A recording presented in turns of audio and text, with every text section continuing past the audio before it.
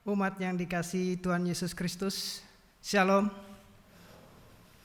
Majelis Jemaat GKI Agus Salim mengucapkan selamat datang dan selamat beribadah kepada seluruh umat. Apabila ada di antara Bapak, Ibu, atau Saudara yang membutuhkan pelayanan, dapat menghubungi Majelis Jemaat di ruang konsistori setelah kebaktian ini selesai. Berikut ini kami sampaikan beberapa warta lisan. Yang pertama, peneguhan dan pemberkatan nikah.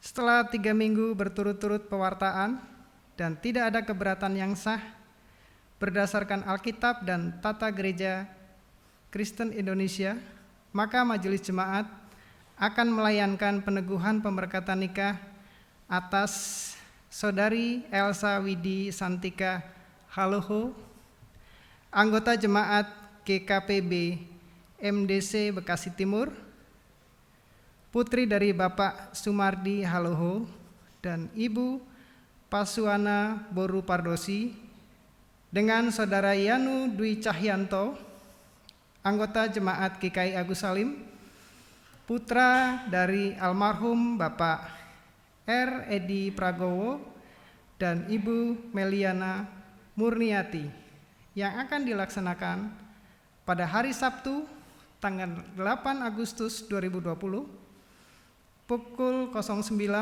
waktu Indonesia bagian Barat, bertempat di GKI Agus Salim. Akan dilayani oleh Pendeta Heni Herlina. Mohon dukungan doa umat.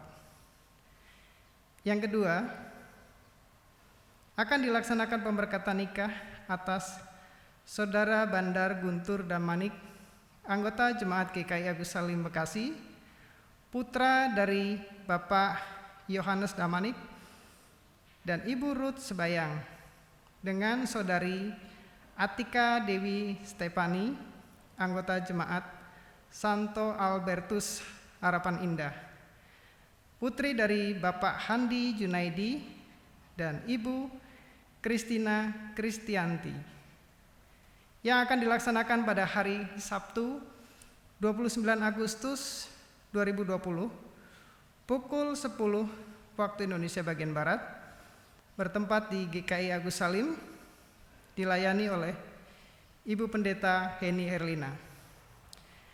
Apabila ada keberatan yang sah berdasarkan Alkitab dan tata gereja Kristen Indonesia, dapat disampaikan secara tertulis kepada Majelis Jemaat GKI Agus Salim paling lambat pada hari Sabtu 22 Agustus 2020. Berikutnya berita duka cita.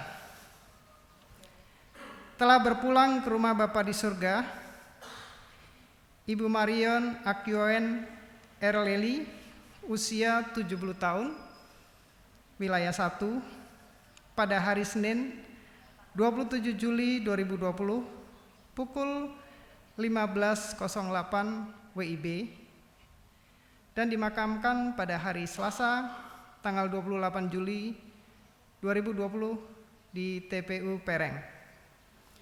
Segenap majelis dan jemaat turut berduka cita. Kiranya keluarga yang ditinggalkan diberikan kekuatan serta penghiburan sejati dari Tuhan Yesus Kristus.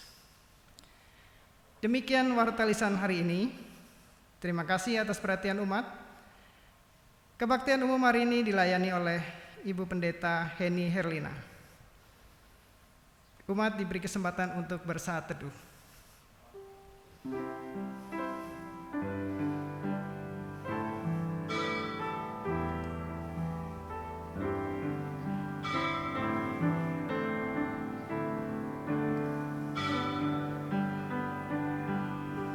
Umat diundang untuk berdiri.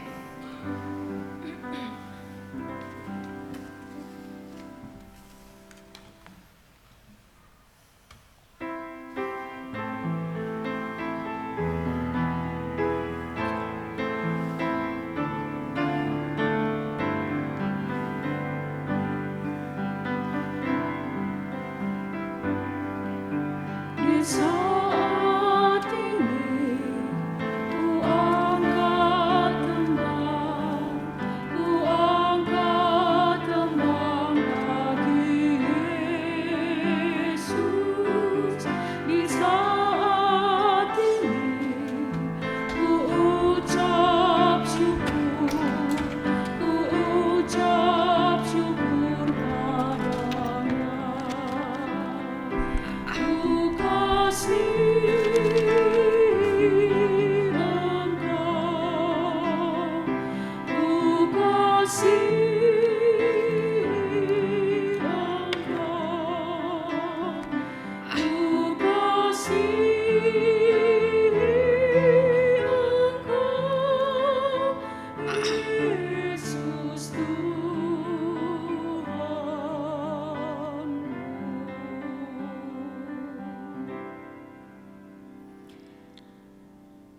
Pertolongan kita adalah dalam nama Tuhan yang menjadikan langit dan bumi, yang kasih setianya kekal selama-lamanya.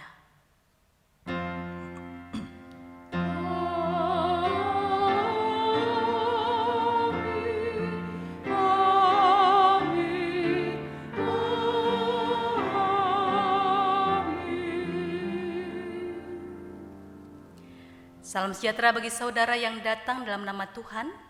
Tuhan beserta saudara sekalian. Dan beserta saudara juga.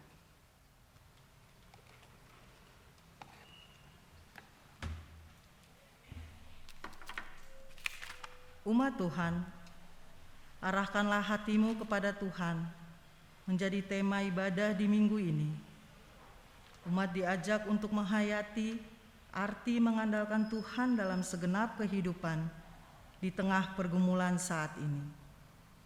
Sebagaimana dinyatakan oleh firman Tuhan dalam Yeremia pasal 17 ayat yang ke-7. Diberkatilah orang yang mengandalkan Tuhan, yang menaruh harapannya pada Tuhan.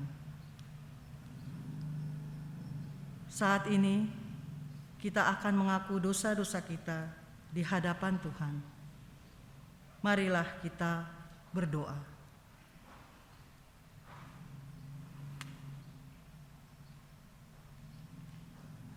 Bapa yang Maha Kasih, kami datang menghadap hadirat-Mu yang kudus. Kami memohon pengampunan dan belas kasihan daripada-Mu atas segala pelanggaran-pelanggaran dan dosa-dosa kami. Tuhan, kasihanilah kami orang yang berdosa ini. Sucikan dan layakkanlah kami Bapa, sehingga kami layak di hadapan-Mu. Bimbinglah kami dan tuntunlah kami dengan Roh-Mu yang kudus, supaya kami mampu untuk melakukan apa yang Tuhan kehendaki dalam kehidupan kami, di dalam perjuangan kami, di dalam pergumulan kami tetap mengarahkan hati kami kepada-Mu Tuhan. Terima kasih ya Bapa yang Maha Kasih. Di dalam nama Tuhan Yesus kami memohon. Amin.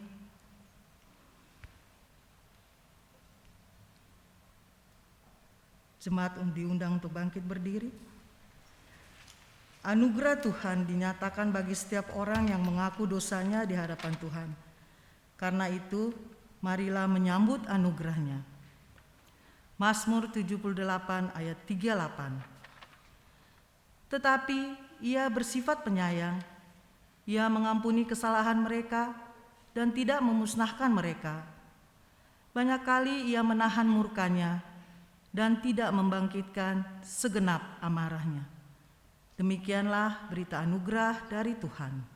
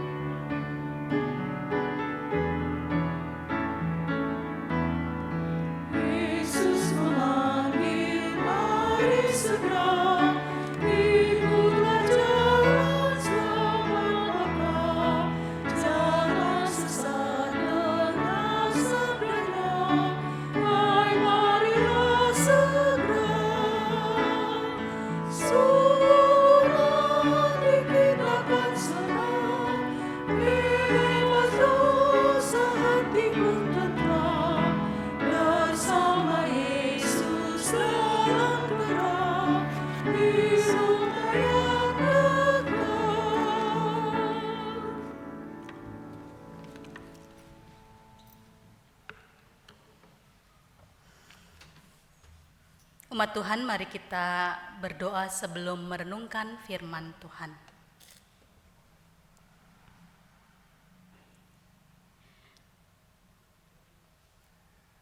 Sungguh kami bersyukur Tuhan untuk hari baru yang Tuhan berikan, sehingga kami boleh menikmati kehidupan sampai saat ini di tengah pergumulan dunia saat ini. Kami bersyukur pemeliharaan-Mu terjadi dan sungguh kami rasakan, sehingga kami dapat datang kepada Tuhan sebagai perhimpunan umat Tuhan. Dan terlebih juga kami bersyukur bahwa kami masih diberikan kesempatan untuk mendengar sapaan sabda firman Tuhan, yang kami percaya dapat menolong dan menguatkan kami menghadapi berbagai tantangan dan pergumulan di tengah kehidupan kami saat ini. Tuhanlah yang berbicara kepada kami. Tuhanlah yang memberikan hikmat dan pengertian itu, agar kami memahami apa sesungguhnya kehendak Tuhan yang harus kami lakukan di dalam firman Tuhan yang kami baca, kami renungkan saat ini.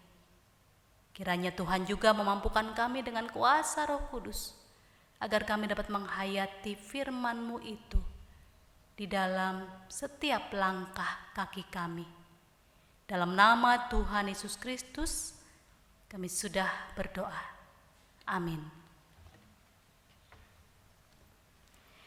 Firman Tuhan yang akan kita baca pada saat ini dari Matius 14,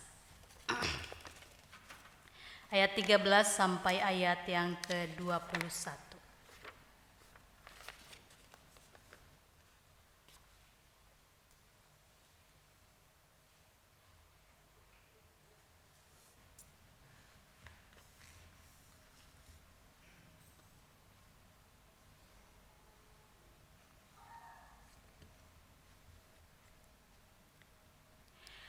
Setelah Yesus mendengar berita itu, menyingkirlah ia dari situ dan hendak mengasingkan diri dengan perahu ke tempat yang sunyi.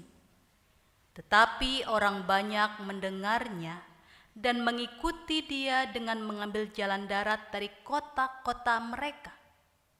Ketika Yesus mendarat, ia melihat orang banyak yang besar jumlahnya. Maka tergeraklah hatinya oleh belas kasihan kepada mereka, dan ia menyembuhkan mereka yang sakit. Menjelang malam, murid-muridnya datang kepadanya dan berkata, "Tempat ini sunyi dan hari sudah mulai malam.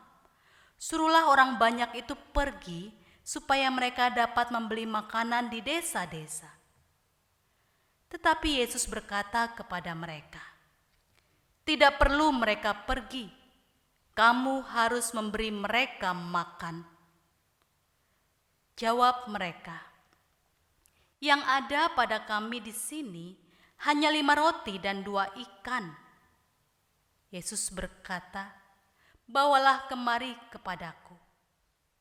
Lalu disuruhnya orang banyak itu duduk di rumput, dan setelah diambilnya 5 roti dan 2 ikan itu, Yesus menengadah ke langit dan mengucap berkat, lalu memecah-mecahkan roti itu dan memberikannya kepada murid-muridnya.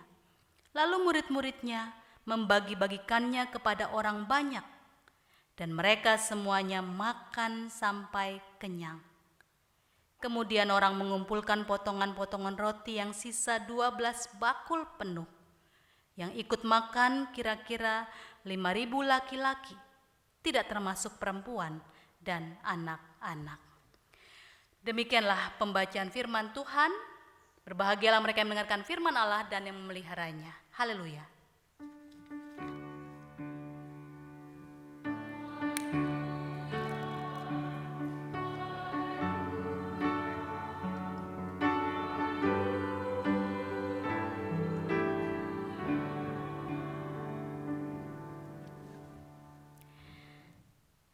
Saudara-saudara yang dikasihi oleh Tuhan Yesus Kristus, siapa yang saat ini tidak punya pergumulan apapun? Ada yang tidak punya pergumulan?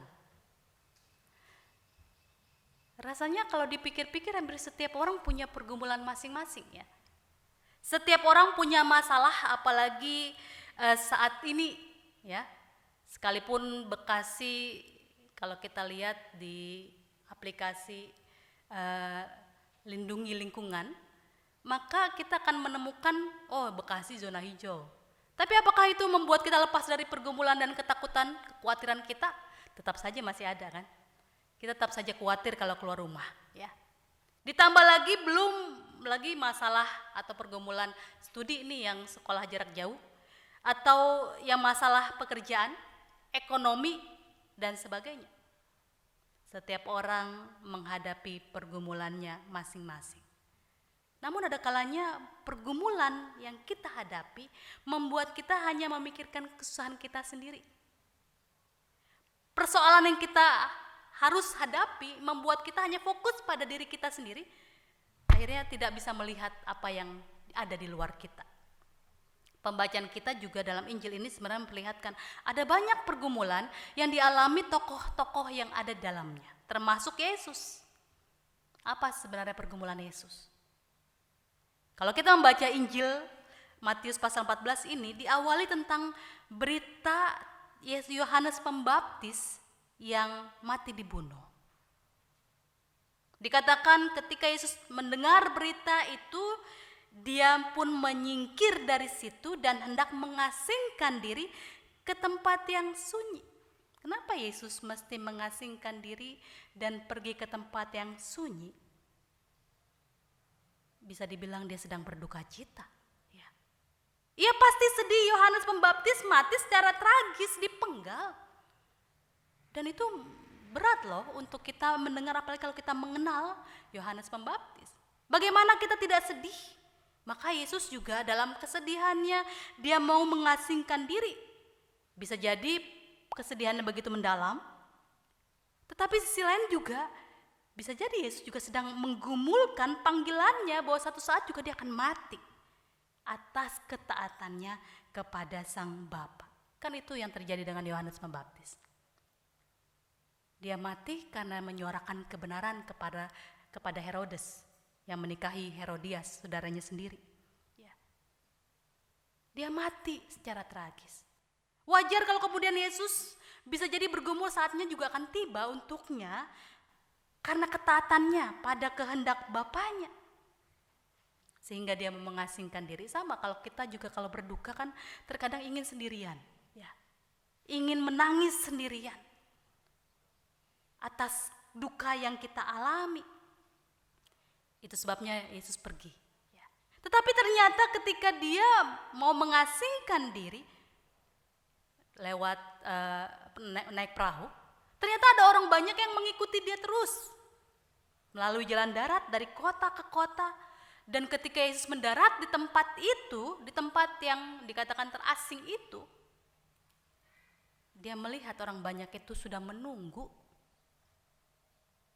Disitulah dikatakan tergeraklah hatinya oleh belas kasihan dan ia menyembuhkan mereka yang sakit. Di tengah pergumulannya, di tengah kesedihan dan juga setiap hal yang sedang ada dalam pikirannya saat itu, mau tidak mau dia menghadapi mereka, dan ketika melihat orang banyak itu, hatinya tergerak oleh belas kasihan. Dia melupakan dan meninggalkan pergumulannya. Ini yang terjadi dengan Yesus. Yang kedua, murid-murid. Mereka sedang bergumul, oh iya. Mereka juga menghadapi masalah karena ketika mereka mengikuti Yesus yang mau mengasingkan diri ini, mau menyendiri, ternyata orang banyak ini menimbulkan masalah juga. Bagaimana caranya memberikan mereka makan? Ada begitu banyak orang, dikatakan 5.000 lebih laki-laki, ya. 5.000 laki-laki, belum perempuan dan anak-anak. Dikatakan tempat itu jauh dari mana-mana, namanya juga tempat orang mau menyendiri, ya. Pasti jauh dari mana-mana. Tempat itu dikatakan sunyi.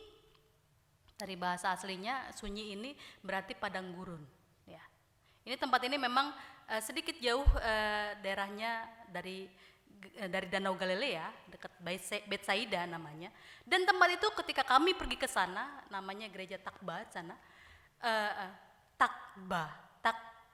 Tatba ya namanya. Dan di sana itu memang tempatnya jauh dari mana-mana dan panas ya. Ketika murid-murid melihat ini ada orang banyak di sini, hari sudah larut, bagaimana? Maka mereka mengatakan, suruhlah orang banyak itu pergi supaya mereka membeli makanan di desa-desa. Tempat ini begitu jauh, sunyi, gak ada makanan. Suruh mereka pergi. Murid-murid meminta Yesus menyuruh orang banyak itu pergi mencari makanan, ya, agar mereka tidak kelaparan. Saudara, kalau dipikir, ini rombongan yang banyak mengikuti Yesus ini, kira-kira mereka bawa makanan enggak? Bawa enggak? Ya kita saja kalau pergi kemana-mana pasti mikirin bekal kan? Apalagi ibu-ibu pasti sudah nyiapin makanan. Ya makanan kecil lah setidaknya. Karena yang pergi saat itu ada laki-laki, perempuan, dan anak-anak. Yang berangkat ini adalah keluarga-keluarga, ya, yang mau mengikuti Yesus. Otomatis yang namanya perempuan pasti sudah nyiapin makanan, tapi bisa jadi mereka hanya menyiapkan sedikit. Mereka hanya menyiapkan untuk diri mereka sendiri. Jadi kalau mereka mengeluarkan makanan mereka, di situ ada banyak orang.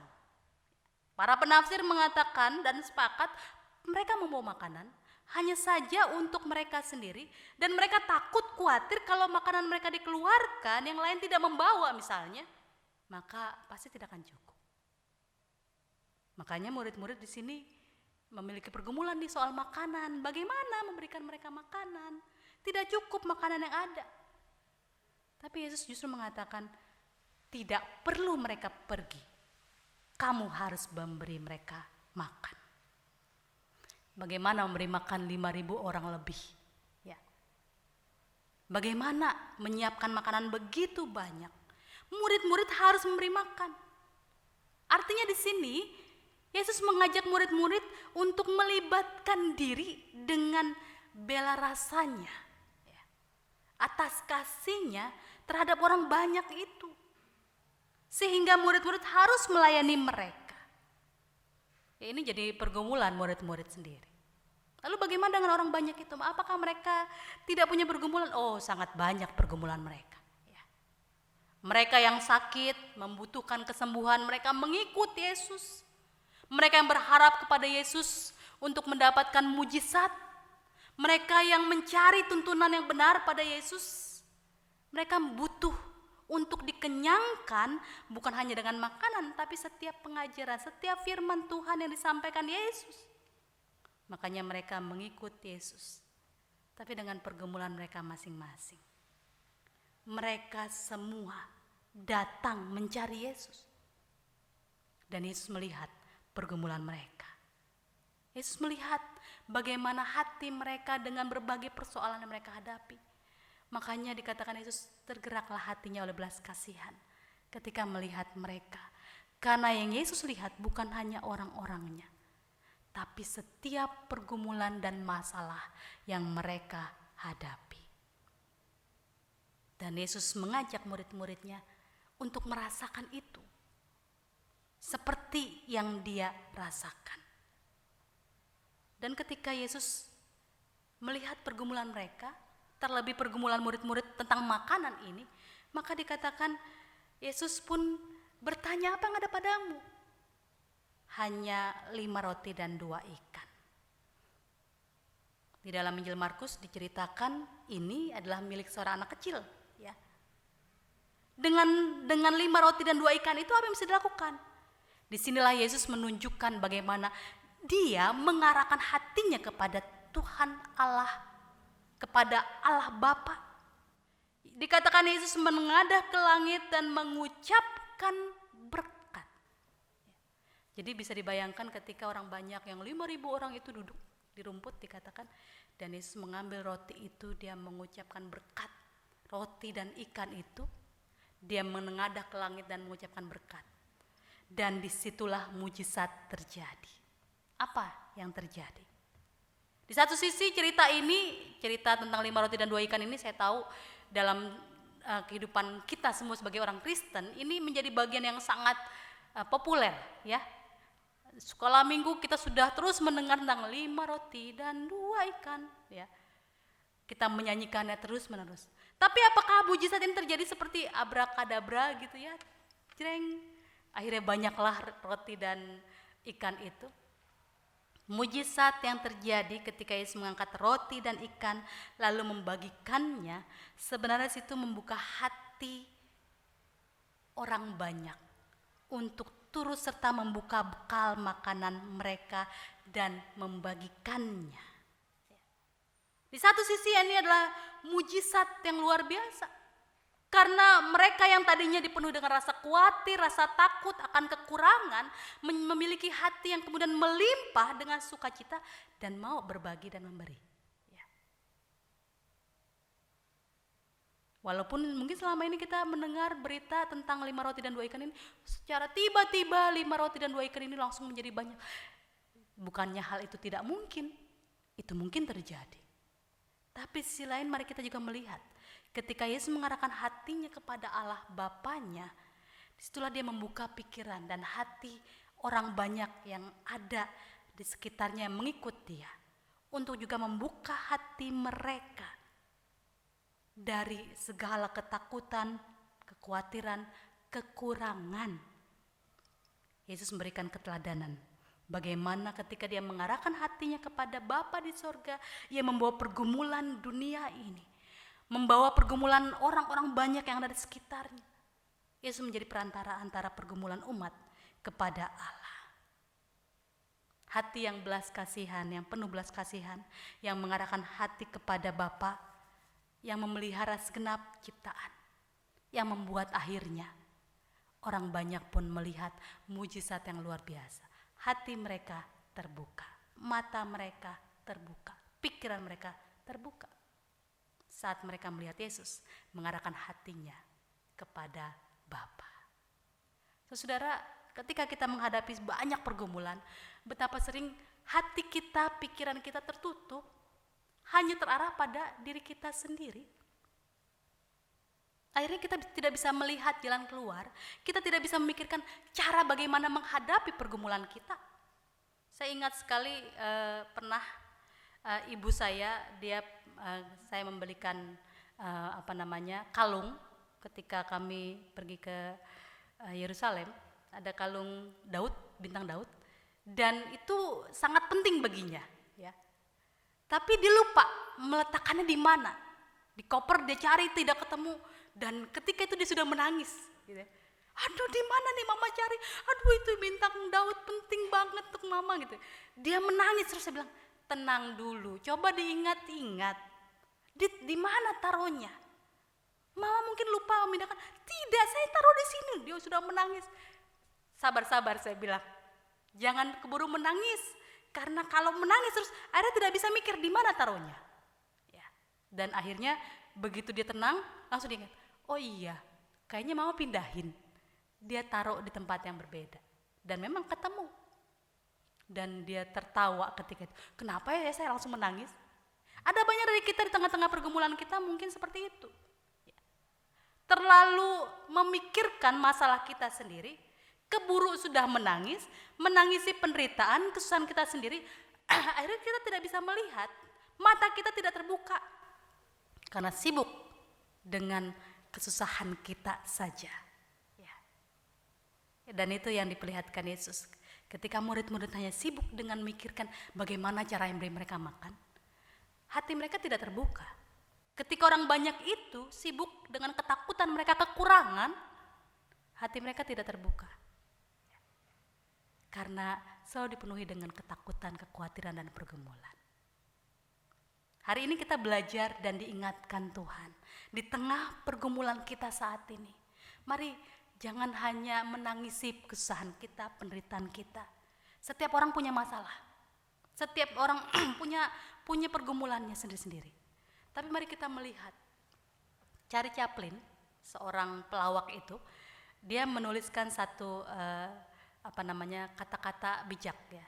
Kita tidak akan pernah bisa melihat pelangi kalau mata kita hanya melihat ke bawah saja. Artinya ketika kita hanya melihat pada pergumulan kita saja, kita tidak akan melihat yang indah yang Tuhan berikan kepada kita. Di tengah pergumulan kita saat ini, mari kita melihat juga bahwa ada banyak hal, banyak yang bisa kita lakukan, ada banyak jalan keluar yang terbaik yang bisa kita cari kalau pandangan kita diarahkan kepada Tuhan. Karena Tuhan akan membuka mata kita, pikiran kita, dan hati kita kalau kita mengarahkannya hanya kepadanya. Itu sebabnya dalam liturgi kita, Saudara masih ingat dengan tema ini, arahkanlah hatimu kepada Tuhan, di mana letaknya? Pada liturgi pengutusan kan. Di akhir liturgi ini kita akan mengucapkan ini, arahkanlah hatimu kepada Tuhan, dan umat menjawab, kami mengarahkan hati kami kepada Tuhan. Sudah hafal kan? Kenapa di bagian akhir ini diletakkan? Sebab disinilah refleksi sungguhnya. Mengarahkan hati kepada Tuhan itu berarti kita diajak untuk mengarahkan setiap pergumulan kita kepada Tuhan. Karena di akhir pengutusan itu kita akan keluar, ya, pulang ke rumah masing-masing, berhadapan lagi dengan pergumulan kita kan. Tapi di tengah pergumulan itu mari kita arahkan hati kepada Tuhan dengan tetap menjadi saksinya di tengah dunia ini sebagaimana Yesus menunjukkannya. Hanya dengan mengarahkan hati kepada Tuhan, mata kita akan terbuka dalam setiap pergumulan itu. Dia akan memelihara kita. Dan ketika kita mengarahkan hati kepada Tuhan, ingatlah, mengarahkan hati kepada Tuhan artinya membuka mata kita untuk juga melihat sesama kita yang memiliki pergumulan yang mungkin lebih berat daripada kita. Kepada mereka lah hati kita juga kita tujukan. Untuk peduli, berbela rasa, memiliki belas kasihan sebagaimana yang dinyatakan kepada Yesus. Inilah yang diperlihatkan kepada kita. Inilah ajakan kepada kita di hari ini. Supaya kita mengarahkan hatimu kepada Tuhan, itu berarti kita juga mau mengarahkan hati kita kepada sesama, kepada mereka yang membutuhkan bela rasa Kristus, dan kita semua diajak terlibat untuk merasakan apa yang Yesus rasakan kepada orang banyak. Tuhan menolong kita melakukannya. Amin.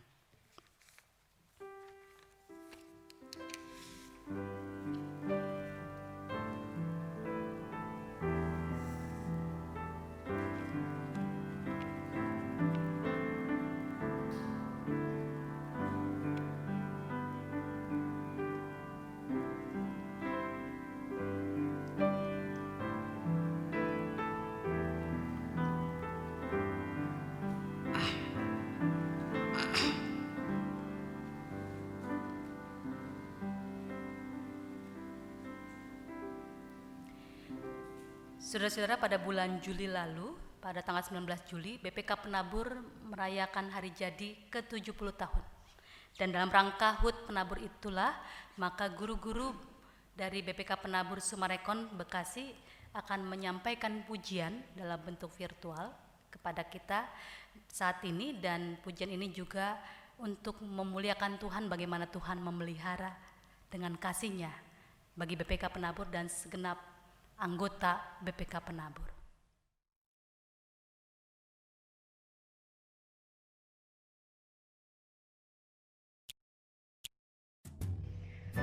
Begitu mempesona cinta dan kasih Allah kepada kami.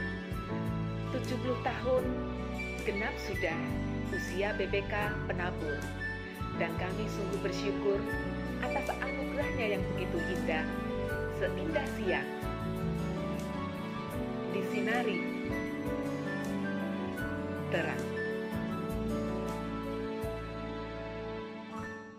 Seindah siang disinari terang, cara Tuhan mengasihiku. Seindah petang dengan angin sejuk, cara Tuhan mengasihiku.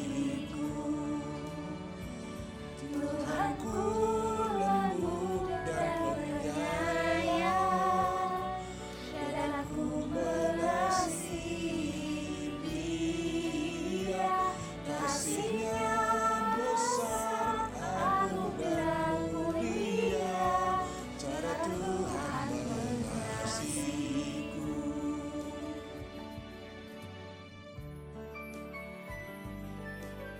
Kepada keluarga besar BPK Penabur, kami, guru dan karyawan SMPK Penabur Sumarekon Bekasi, mengajak kita semua untuk menjadi kawan sekerja Allah. Mari berani berubah, semakin peduli dan berbagi.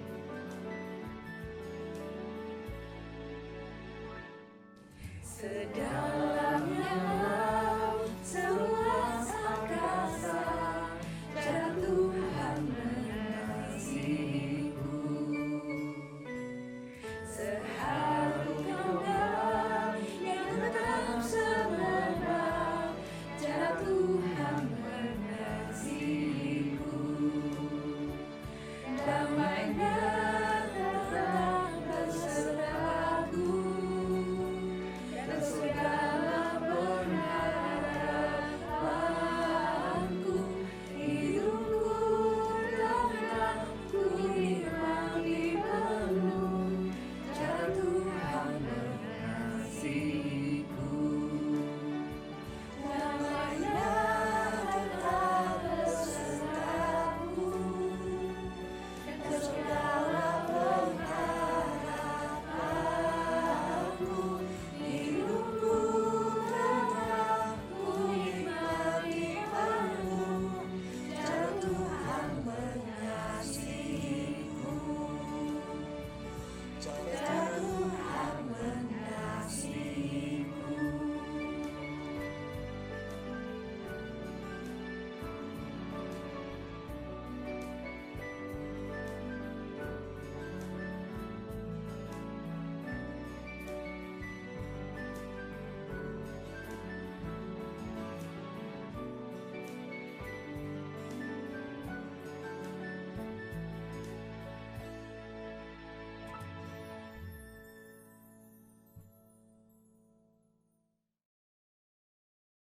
Marilah bersama dengan umat Allah di masa lalu, masa kini, dan masa depan, mengingat janji baptisan kita dengan mengikrarkan kembali pengakuan iman rasuli demikian. Aku percaya kepada Allah, Bapa yang Maha Kuasa, Khalik langit dan bumi, dan kepada Yesus Kristus, anak yang tunggal Tuhan kita, yang dikandung daripada Roh Kudus, lahir dari anak darah yang menanggung secara di bawah pemerintahan Pontius Pilatus, disalibkan, mati dan dikuburkan, turun dalam kerajaan maut.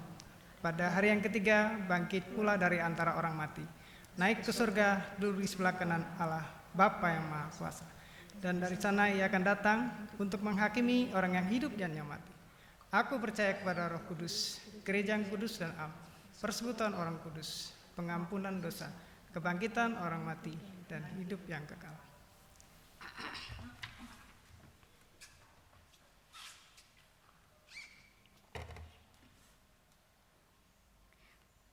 Mari kita menaikkan syafaat kita berdoa.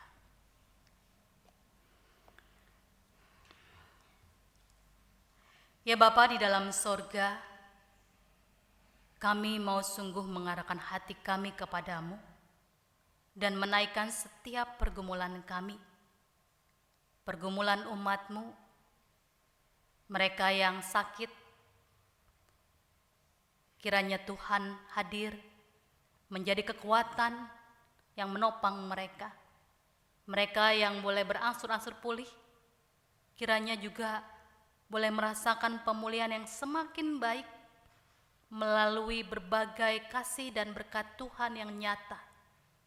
Sehingga mereka yang sakit dan dalam pemulihan ini sungguh merasakan bagaimana Tuhan memelihara mereka di dalam kelemahan tubuh mereka. Melalui obat-obatan, melalui perawatan, istirahat, dan pendampingan keluarga menjadi bagian yang menguatkan mereka semua. Terlebih kasih Tuhan yang sungguh nyata di tengah kelemahan mereka boleh menjadi kekuatan mereka menghadapi pergumulan dengan sakit penyakit ini. Demikian juga Tuhan, kami berdoa bagi mereka yang pada saat ini juga menghadapi pergumulan dalam keluarga, dalam pekerjaan, di tengah sulitnya ekonomi karena kondisi pandemi COVID-19 ini, di tengah beratnya perjalanan kehidupan dari begitu banyak perusahaan. Kiranya Tuhan yang hadir menjadi kekuatan bagi setiap umat Tuhan yang saat ini bergumul dengan kebutuhan ekonomi mereka. Di dalam setiap pekerjaan yang dilakukan, biarlah mereka boleh selalu bersyukur kepada Tuhan, meyakini bahwa Tuhan memelihara, dengan segala hal yang cukup. Demikian juga masalah ekonomi dalam keluarga-keluarga. Kiranya Tuhan juga mampukan mereka untuk senantiasa meyakini Tuhan akan memenuhi apa yang dibutuhkan. Dan biarlah kami juga dapat tetap berusaha dengan sungguh-sungguh walaupun dalam keterbatasan saat ini. Kami juga berdoa Tuhan bagi anak-anak kami yang harus menjalani studi jarak jauh, pembelajaran jarak jauh. Tuhan mampukan mereka untuk beradaptasi dengan baik, mampukan mereka untuk tekun belajar sekalipun di rumah dan hanya melalui media internet. Tuhan juga mampukan mereka yang saat ini kesulitan dengan kondisi ekonomi untuk memenuhi kebutuhan dalam rangka pembelajaran jarak jauh ini, agar mereka dapat tetap belajar dengan tekun dan tidak menyerah. Kami percaya Tuhan juga menyertai para guru, mereka yang harus mempersiapkan proses pembelajaran jarak jauh, agar mereka juga dapat tetap siap mengajarkan ilmu kepada anak-anak didik mereka dengan tetap tekun. Ya Bapa dalam sorga, kami juga mau menaikkan pergumulan gereja-gerejamu saat ini.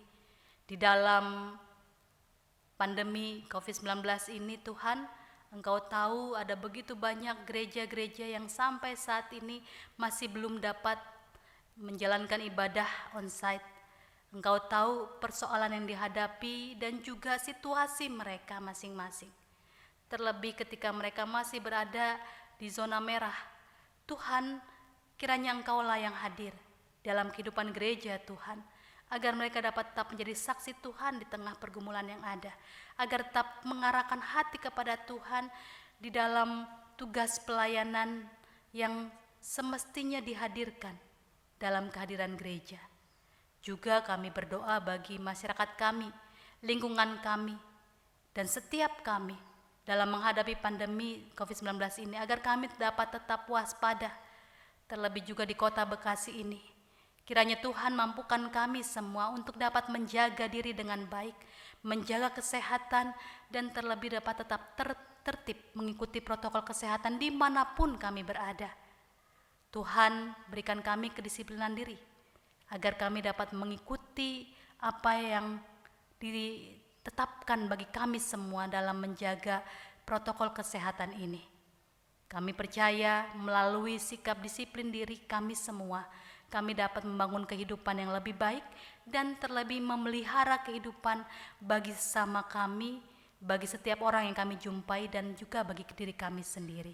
Bagi pemerintah kami Tuhan, dalam mengambil setiap kebijakan, dalam menghadapi banyaknya pergumulan, kiranya Tuhan tolong mereka.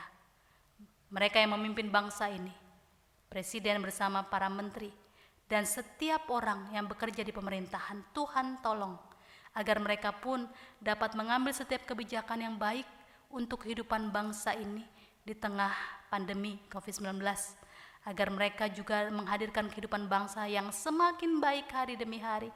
Dan terlebih kami juga berdoa dan berharap ya Tuhan, agar penyertaan Tuhan bagi para ahli yang saat ini sedang berupaya mencari vaksin COVID-19, agar mereka dapat segera menemukan. Engkau berikan hikmat kepada mereka Tuhan. Dengan segenap kemampuan, Tuhan berikan semangat agar mereka dapat bekerja dengan sebaik-baiknya, dan juga untuk berbagai proses percobaan yang saat ini dilakukan, agar memberikan hasil yang baik, dan kami semua boleh merasakan bagaimana kasih dan penyertaan Tuhan itu sungguh terjadi atas hidup kami. Bapa dalam sorga, kami juga berdoa untuk mereka yang saat ini harus berhadapan dengan pasien COVID-19. Mereka yang harus berada di tengah-tengah lingkungan yang sangat rentan dengan sakit penyakit. Tuhan juga menolong para dokter, perawat, setiap orang yang bekerja di rumah sakit, agar mereka juga dapat menjaga tubuh mereka dengan baik, agar mereka terus diberikan semangat. Dan juga mereka yang saat ini mengalami sakit karena virus COVID-19 ini, Tuhan juga berikan semangat kepada mereka untuk terus tekun dalam menjalani proses pengobatan yang kami sadari tidak mudah, tetapi dengan kasih dan penyertaan Tuhan, mereka dapat melihat di dalam keberadaan mereka, Tuhan memelihara. Ada begitu banyak pergumulan yang kami naikkan kepadamu. Biarlah kami dapat terus mengarahkan hati kami kepada Tuhan di tengah pergumulan kami, dan percaya Tuhan memelihara, Tuhan akan senantiasa berkarya atas hidup kami. Di dalam nama Tuhan Yesus Kristus kami menaikkan doa-doa ini. Amin.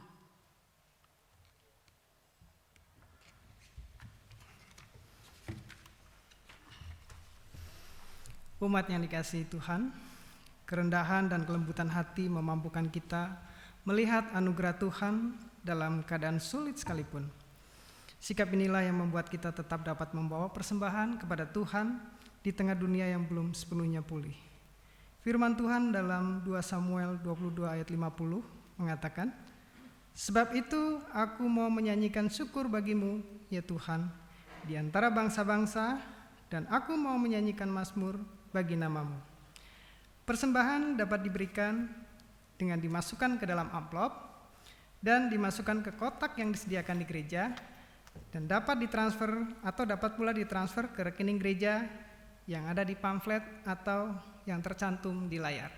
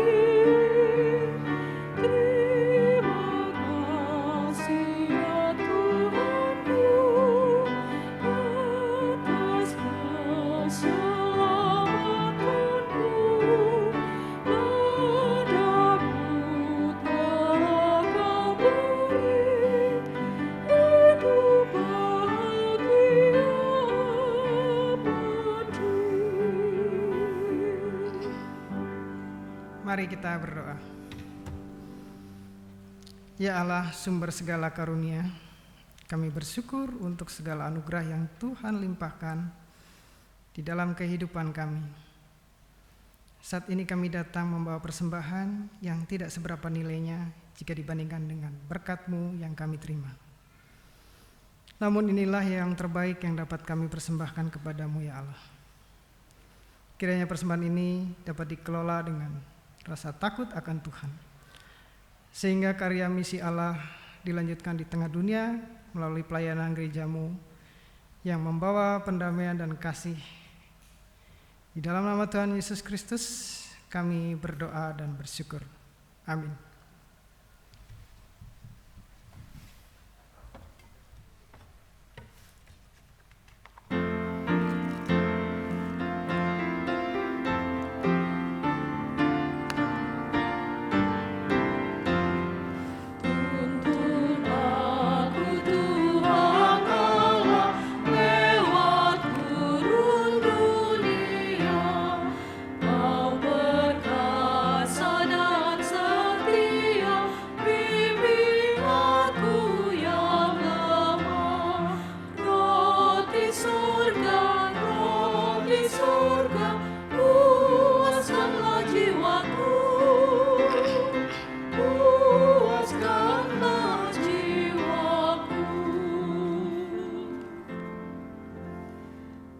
Saudara-saudara, arahkanlah hatimu kepada Tuhan. Kami mengarahkan hati kami kepada Tuhan. Jadilah saksi Kristus. Syukur kepada Allah, Terpujilah Tuhan. kini dan selamanya. Terimalah berkat Tuhan.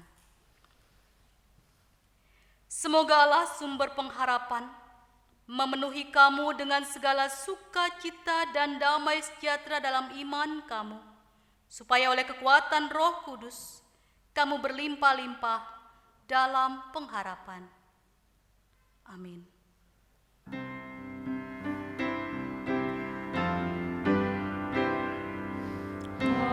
Haleluya, haleluya.